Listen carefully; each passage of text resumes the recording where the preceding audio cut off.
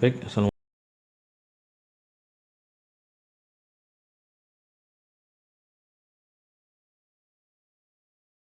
Ionik. Nah, sebelum kita memulai pembahasan ini tentang kesetimbangan ionik, yang pertama-tama kita perlu ketahui terlebih dahulu adalah konsep tentang asam dan basa ya. Jadi di sini kita akan membahas tentang konsep asam dan basa. Nah, konsep asam dan basa ini memiliki beberapa definisi ya yang diberikan oleh beberapa orang kimiawan gitu. Yang pertama kita akan coba berikan di sini adalah definisi dari Arrhenius.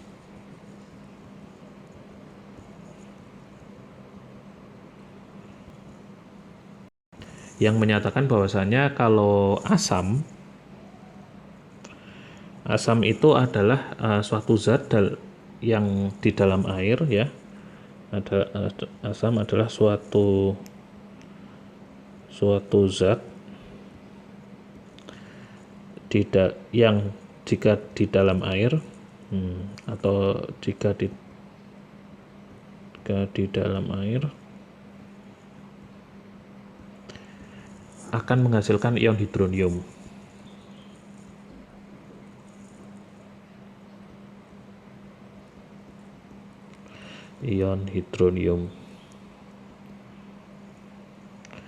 Nah, ion hidronium ini adalah H3O+. Nah, ini adalah ion hidronium. Kemudian definisi basa dari Arrhenius itu adalah suatu zat yang jika di dalam air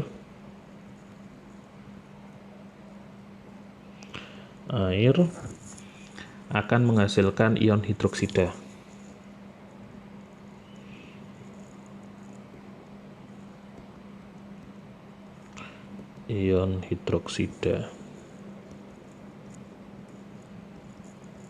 Atau OH-. Nah, ini adalah definisi asam dan basa menurut Arrhenius.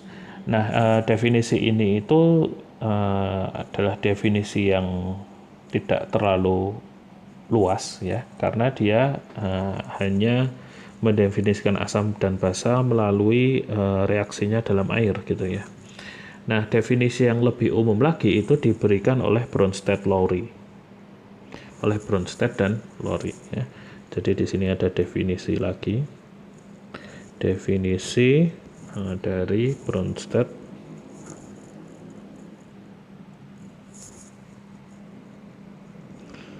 dan Lowry. Ya, secara independen mereka memberikan definisi ini, di mana asam itu didefinisikan sebagai spesies atau senyawa yang mendonasikan proton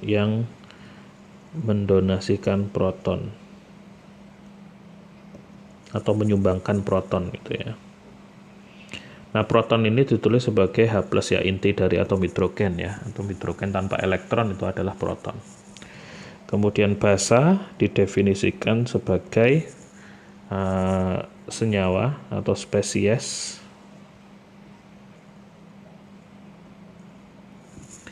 yang menerima proton,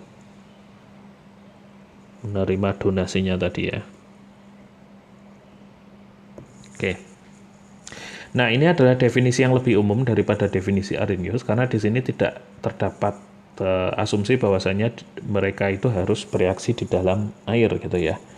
Nah, kalau menggunakan definisi Bronsted-Lowry ini, kalau misalnya kita punya asam yang dituliskan sebagai Ha tuh, dan di sini dia adalah asam gitu, maka dia itu bisa mendonasikan proton gitu ya, protonnya lepas dan ini plus A minus. Nah, kemudian untuk definisi basa sendiri, jadi kalau di sini ada proton, dia kena suatu basa B gitu ya, ini adalah basa. maka akan terdapat reaksi kayak gini. BH+. Nah, bolak-balik. Nah, ini tanda reaksinya ini bisa ke kanan ke kiri, itu artinya bisa bolak-balik ya. Yang sebenarnya di sini ada asumsi implisit bahwasanya ini asamnya lemah, basanya juga basa lemah, karena di sini dia ada bolak-balik gitu untuk mencapai kesetimbangan gitu ya. Karena dia tidak terionisasi sempurna gitu. Kalau misalnya di dalam pelarut apapun gitu, sifat asam dan basa lemah itu tidak terionisasi secara sempurna, sehingga dia bisa, walaupun sudah terionisasi, bisa balik lagi ke kondisi awal kayak gini ya. Ini udah terionisasi gitu, balik lagi ke kondisi awal gitu. Nah, kemudian ada lagi definisi ketiga yang lebih umum, yaitu definisi asam basa dari Lewis. Definisi asam basa dari Lewis. Oke. Nah, definisi Lewis ini mendefinisikan bahasanya asam itu didefinisikan sebagai penerima pasangan elektron.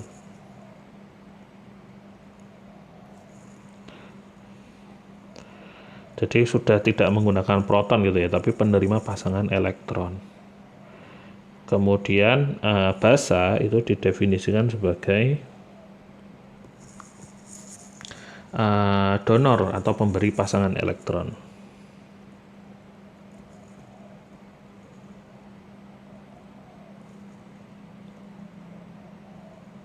Nah, ini adalah definisi asam dan basa dari Lewis.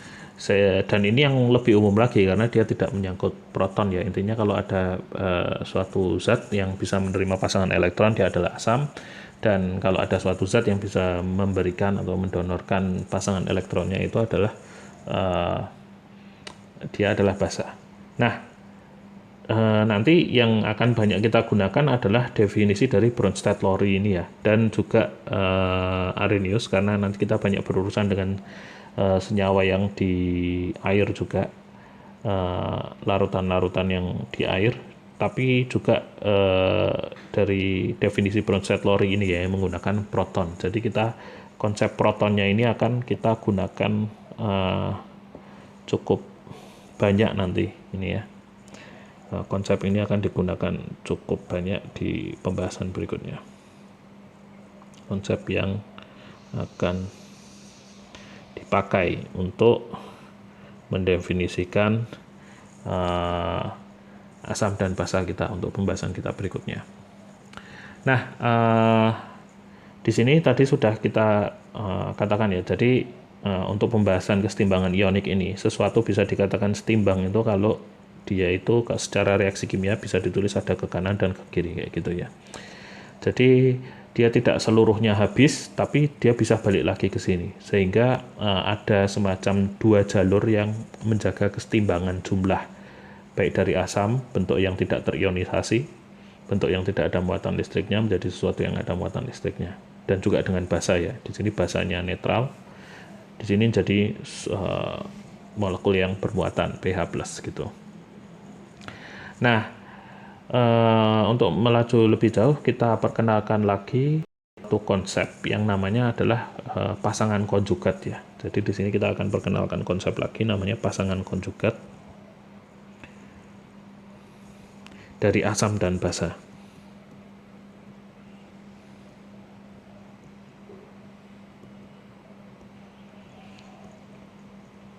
Asam, basa.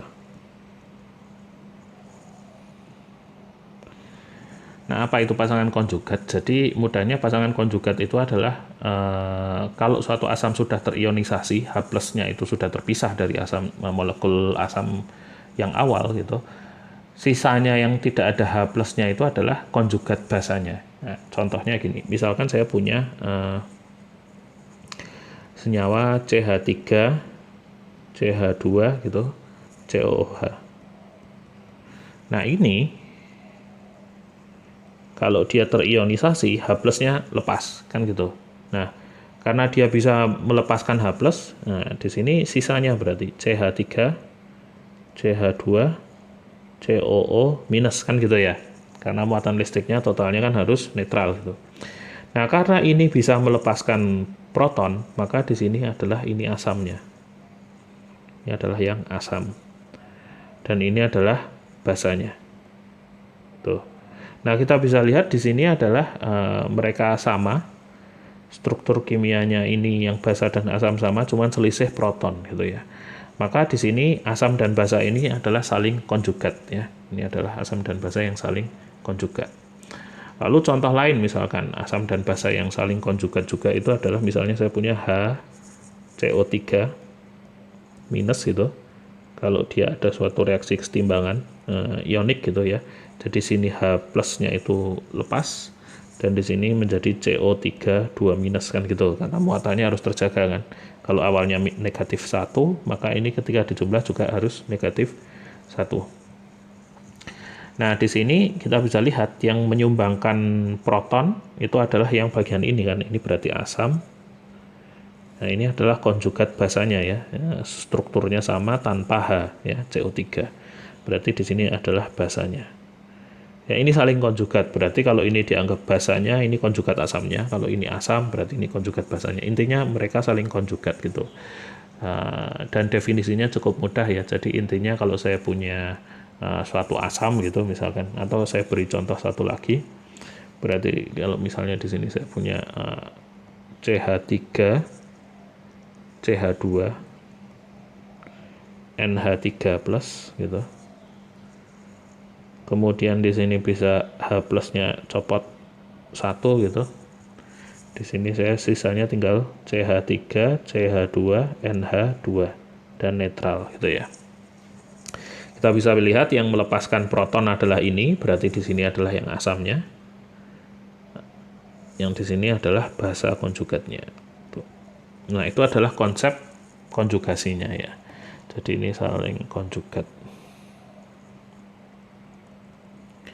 Konjugat satu sama lain gitu. Asam dan basanya saling konjugat satu sama lain. Nah,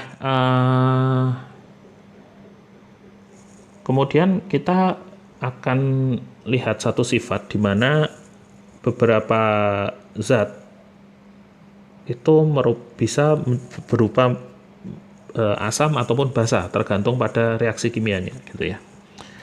Jadi bentar. Kita set. Oke. Jadi salah satu zat yang bisa berperan sebagai asam dan basa sekaligus itu adalah H2O di antara beberapa kemungkinan zat-zat yang lain ya. Jadi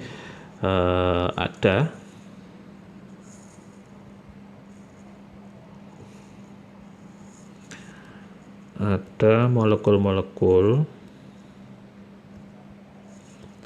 yang dapat berperan sebagai asam dan basa. Nah, molekul-molekul yang ini kita sebut sebagai sifatnya itu adalah sifat amforetik. Sifatnya namanya adalah sifat amforetik. Nah, contohnya itu adalah H2O di sini. Nah, kita akan coba lihat di sini apa yang menunjukkan H2O sebagai asam. Jadi kalau misalkan saya punya H2O ditambah dengan H2O gitu, bereaksi dengan H2O. Nah, ini bisa, ini dinamakan autoprotolisis ya, yang semacam ini. Kita bisa dapatkan di sini nanti salah satunya itu akan memberikan hanya ke yang lain. H3O+ plus OH-. Nah, di sini kita bisa lihat bahwasanya di sini H2O yang ini itu dia berperan sebagai asam. Jadi kalau misalkan di sini dia menyumbangkan hidrogennya itu ke sini, hanya pindah ke situ gitu, itu maka di sini hidrogen yang ini berperan sebagai asam, yang di sini adalah basanya ya, atau basa konjugatnya. Jadi H2O itu adalah salah satu yang bisa menjadi asam dan juga basa gitu ya. Prosesnya sendiri itu kita sebut sebagai proses autoprotolisis ya. yang semacam ini. Oke, nah berikutnya kita akan lihat pada kondisi kesetimbangan ini tentu kita sudah mengetahui dari pembahasan sebelumnya, kita bisa kenakan suatu konstanta di sini. Ada konstanta kesetimbangan ya. Jadi untuk setiap reaksi-reaksi yang panahnya ke kanan dan ke kiri, ini ada suatu konstanta yang menandakan kesetimbangan prosesnya gitu ya. Menandakan kesetimbangan dia bisa ke kanan dan ke kirinya itu. Ini ada K-nya. Konstanta kesetimbangan. Nah, definisi dari konstanta kesetimbangan atau yang menggambarkan kesetimbangan dari suatu reaksi itu, kalau misalkan dia itu menggambarkan kesetimbangan asam, maka dia disebut konstanta disosiasi asam. Nah, contohnya kayak gini. Ini kita akan bahas tentang konstanta disosiasi asam gitu. Contohnya saya punya suatu asam lemah gitu, Ha, ya. Di sini harus asam lemah ya, supaya dia ada prosesnya itu mencapai suatu kesetimbangan. Kalau dia asam kuat ya dia setimbangnya kalau asam kuatnya itu udah habis bereaksi gitu kan dengan zat bereaksinya. Tapi kalau di sini kan dia masih bisa bolak-balik gitu ya sampai terjadi suatu kesetimbangan. Misalkan kita reaksikan dia dengan H2O gitu. Maka yang terjadi di sini adalah reaksinya kita bisa tuliskan di sini ada A minus plus H3O plus. Nah, ini adalah bentuk reaksi kesetimbangannya ya. Nah, kita bisa lihat di sini asam lemah yang ada di sini udah terdisosiasi menjadi A negatif nih dan H3O positif gitu ya.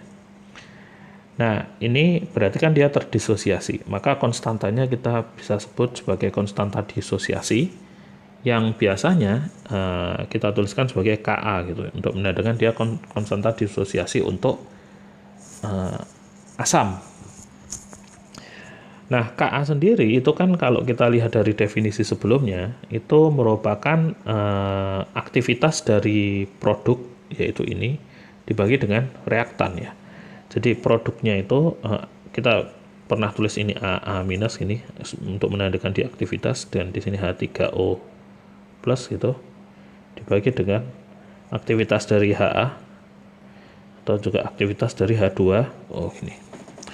Nah, di sini aktivitas ini kita bisa juga tuliskan dia sebagai konsentrasi ataupun fraksi mol dari yang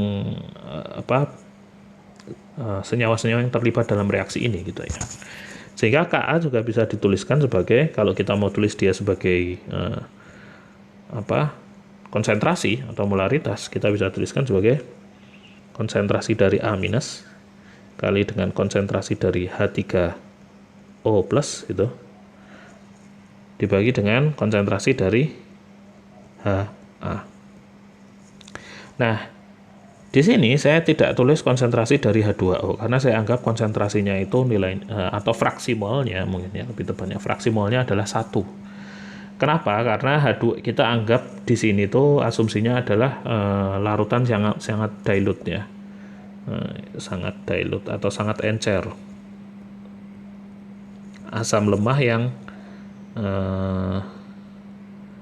diencerkan menggunakan air, tapi jumlah airnya sangat banyak sehingga fraksi molnya secara praktis 1 di sini tidak ditulis. Aktivitas untuk H2O ini juga sebetulnya kita bisa set sama dengan, nah ini sama dengan 1 juga. Nah, bentuk ini yang akan paling sering kita gunakan untuk kedepannya ya. Jadi dituliskan sebagai, kalau tidak sebagai konsentrasi mol ataupun dia sebagai fraksi mol gitu. Nah, ini adalah konstanta disosiasi asam. Kemudian kita akan juga tuliskan di sini konstanta disosiasi basa.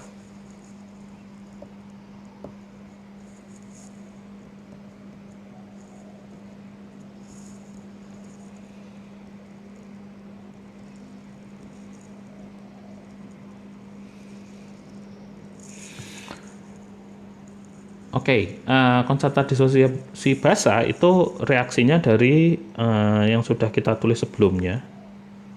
Reaksi kimianya itu adalah kita ambil yang ini ya. Kita ambil yang ini. Jadi di sini kita akan tuliskan, misalkan saya punya reaksinya itu adalah B plus H2O gitu. Dilarutkan dalam air gitu. Nah, basa dilarutkan dalam air, maka di sini saya punya BH plus OH minus kan gitu ya. Sehingga ketika saya mau tuliskan konstanta disosiasi untuk basanya tadi Kb. Kalau tadi asam Ka, ini Kb untuk basa. Maka di sini saya tuliskan konsentrasi produknya adalah BH plus dikali konsentrasi OH minus dibagi dengan konsentrasi dari B. Nah, ini adalah Kb gitu ya.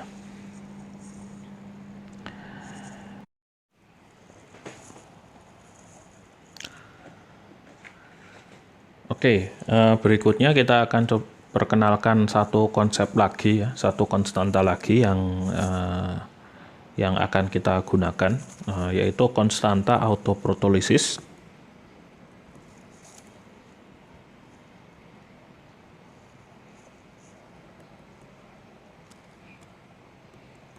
Konstanta autoprotolisis.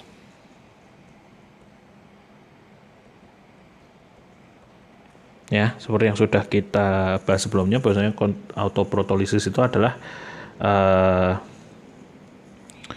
menggambarkan reaksi H2O dengan H2O gitu ya. Yang ini akan menghasilkan H3O plus OH minus gitu ya. Nah, di sini simbolnya konstanta autoprotolisis itu adalah Kw. Dengan W-nya itu adalah water ya, konstanta untuk air. Maka di sini Kw-nya bisa saya tulis, nah dia adalah konsentrasi, perkalian konsentrasi produk dengan reaktan ya. Ini produknya, reaktannya ini, tapi karena reaktannya semuanya adalah air, aktivitasnya semuanya satu atau fraksi molnya semuanya satu, sehingga bisa saya tulis di sini hanya yang perkalian produk saja ya, konsentrasi atau fraksi mol dari produk H3 plus H30 plus dikali dengan OH minus. Nah, kayak gini. Ini kita kasih. Nih. Nah, orang itu kadang juga menuliskan di sini itu suka disingkat dia. Jadi kadang ini suka disingkat menjadi H3O plusnya itu cuma ditulis H plus gitu ya. Jadi ada juga ini bisa dituliskan sebagai KW sama dengan H plus kena OH minus gitu ya. Dengan H plus itu maksudnya sebenarnya adalah ya H3O plus ini ya. Nah, kalau kita lihat di sini, ini sebenarnya juga sama. Ini tuh bisa ditulis H3O plusnya itu orang suka menulis kadang ini cuman sebagai H plus saja. Jadi bisa dituliskan sebagai, bisa juga dituliskan sebagai Ka sama dengan A minus H plus gitu per konsentrasi atau fraksi mol dari asamnya. Nah, itu Anda nanti jangan bingung kalau misalnya ini ada H plus, ini H3O plus, itu maksudnya H3O plus itu bisa diganti dengan fraksi mol dari H plus. Nah, di sini kita akan melihat sebuah reaksi berikutnya ya. Kita akan coba lihat sebuah reaksi disosiasi asam ya. Jadi ini misalnya saya punya asam lemah, dia terdisosiasi jadi H plus plus A minus gitu. Dengan H plus ini sebenarnya H3O plus ya, dan di sini ada H2O teman. Kalau udah kayak gini, ini adalah bentuk singkatnya ya, penulisan bentuk singkatnya. Kemudian setelah saya punya disosiasi ini, kita bisa lihat di sini ini adalah asam, dan di sini adalah basa konjugat dari asam tersebut ya. Kemudian berikutnya basanya tadi itu kemudian misalkan ini saya punya larutan dalam air, kemudian dia bereaksi dengan molekul H2O gitu. Maka di sini saya bisa tuliskan dia hasilnya adalah Ha plus OH minus gitu ya. Nah, dengan di sini adalah ini berlaku sebagai asam. Ini adalah basa karena dia menerima proton, menerima H ya. Di sini adalah basa dan di sini adalah asam dia. Ya, gitu. Nah, berarti di sini adalah konstanta untuk basa ya, karena kita lihat basanya yang bereaksi dengan air gitu. Airnya itu adalah sifatnya asam di sini. Tentu ini kalau ini basa, konjugat pasangan konjugat asamnya yang mana? Bukan yang ini, bukan H2O, tapi yang ini gitu ya. Karena konjugat itu kan struktur molekulnya sama, cuman selisihnya yang satu ada H-nya, yang satu kekurangan H gitu ya. Jadi ini adalah asam konjugat dari basa ini. Ini pasangan konjugatnya. Sedangkan untuk pasangan konjugat asam yang ini, konjugat basanya adalah yang OH minus itu ya. Ini adalah pasangan-pasangan konjugatnya. Nah, sekarang kita mau lihat konstanta disosiasi dari kedua proses ini ya. Jadi di sini Ka-nya, terus saya pakai warna lain aja, misalkan ini. Maka dari sini saya punya Ka, konstanta disosiasi dari asam itu adalah dituliskan sebagai H+, ini A-, terus di sini AH kan gitu. Kemudian yang di sini konstanta disosiasi dari basanya itu sama dengan Ha, terus di OH minus, di sini A minus kan itu konsentrasi dari A minus atau dari reaktannya. Nah, kalau kita kalikan kedua ini, Anda bisa cek kalau Ka saya kali dengan Kb, maka sisanya adalah kita lihat HA ini sama HA ini menghilangkan, A minus sama ini menghilangkan. Jadi sisanya hanya H+ dan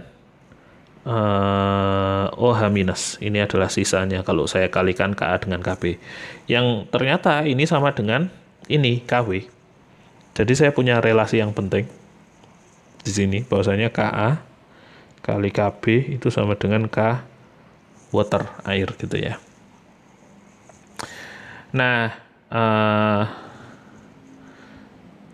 jadi Ka dan Kb pada suatu larutan itu tidak saling independen ya, tapi dia dibatasi oleh relasi Ka kali Kb itu sama dengan K water. Nah, nilai K water sendiri ini sudah diketahui dari eksperimen dan ini bergantung pada temperatur gitu ya. Beberapa nilainya itu biasanya diberikan bukan sebagai Kw, tapi dia itu diberikan sebagai PKW. Ya, jadi Kw-nya dikasih P depannya, yang artinya adalah minus log dari Kw. Kenapa saya pakai notasi minus log ini? Karena Kw itu biasanya angkanya sangat kecil, sehingga kalau dia dikenakan logaritma ini, nilainya jadi satuan gitulah, dalam rentang satuan. Kalau ini bisa jadi 10 pangkat minus misalnya 5 gitu.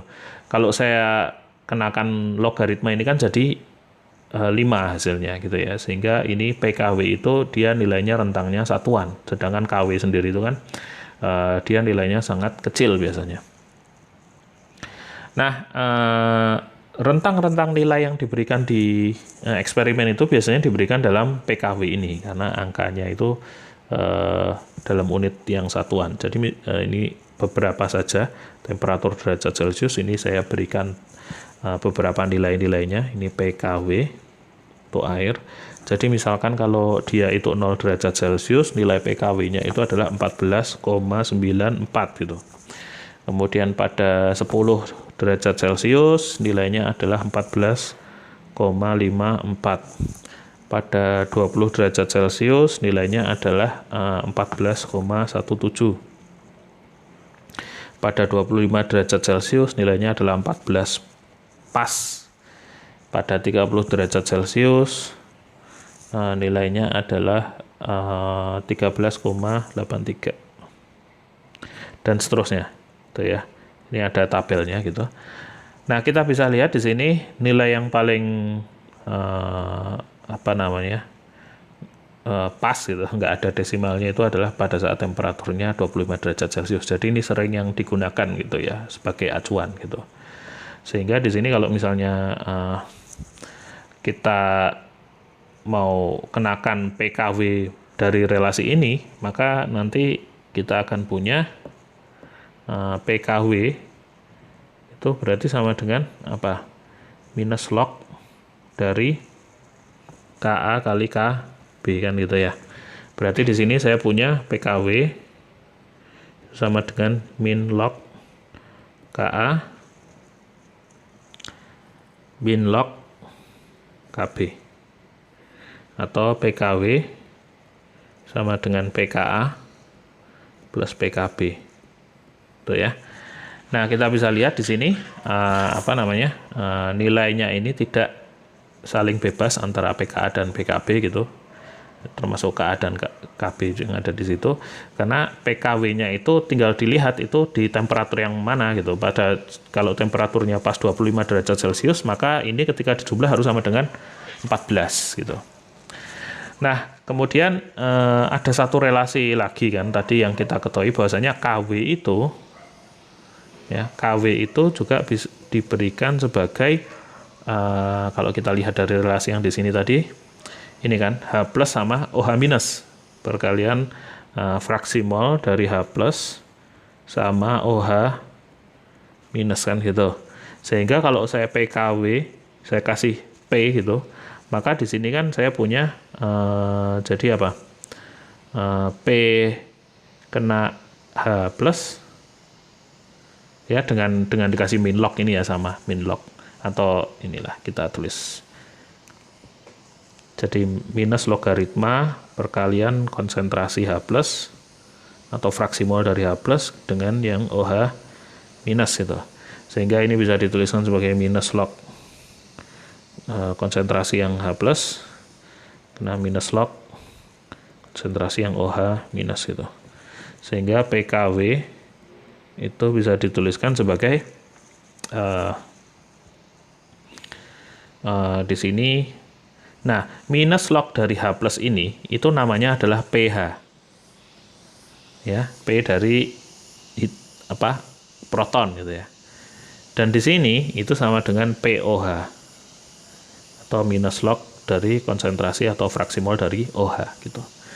Nah, sekarang Anda tentu sudah pernah mendengar bahwasanya suatu larutan yang netral itu pH-nya sama dengan berapa? 7 gitu ya. Nah, itu kaitannya itu sebenarnya asumsinya adalah dia diambil di temperatur 25 derajat Celcius ya, nilai yang ini. Kenapa? Karena pada saat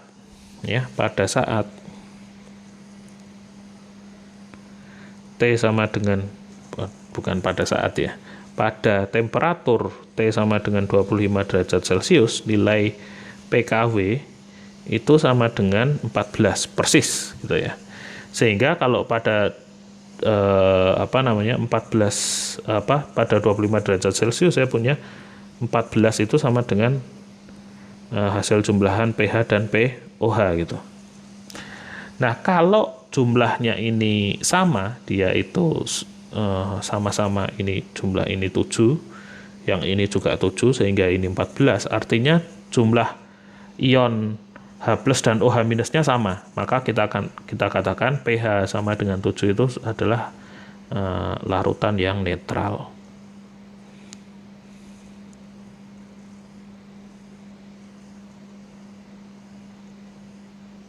Ya.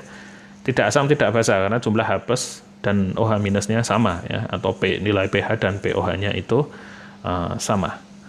Baik, nanti kita akan lanjutkan setelah ini ada beberapa contoh soal.